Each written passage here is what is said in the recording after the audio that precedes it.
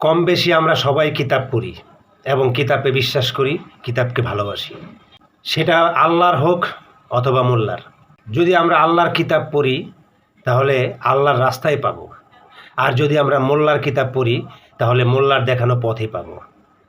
সুতরাং আমাদের বোঝা উচিত কোনটা আল্লাহর দেখানো পথ আর কোনটা মোল্লার পথ, কোনটা আল্লাহর প্রেরিত কিতাব আর কোনটা মোল্লার রচিত কিতাব। আমাদেরকে আল্লাহ পাক বারবার ঘোষণা করে দিয়েছেন যে তোমরা পড়ো প্রভুর নামে যিনি সৃষ্টি করেছেন। কিন্তু আমরা কি পড়তেছি? আমরা অপেক্ষায় থাকি আমার মোল্লা, আমার শায়েখ, আমার পীর, আমার বাবা কি বলবে সেই উদ্দেশ্যে।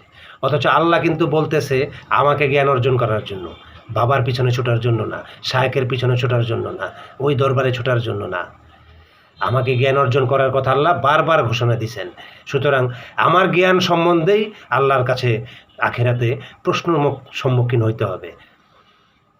আমি তখন বলতে পারবো না আমার অমুক শায়েখকে জিজ্ঞাসা করেন, আমার অমুক বাবাকে জিজ্ঞাসা করেন, আমার অমুক দয়ালকে জিজ্ঞাসা করেন। তখন আমার জবাব আমাকেই দিতে হবে। সুতরাং এই দুনিয়াতে আমি কি অর্জন করে নিয়ে যাইতেছি সেটা মূল বিষয়।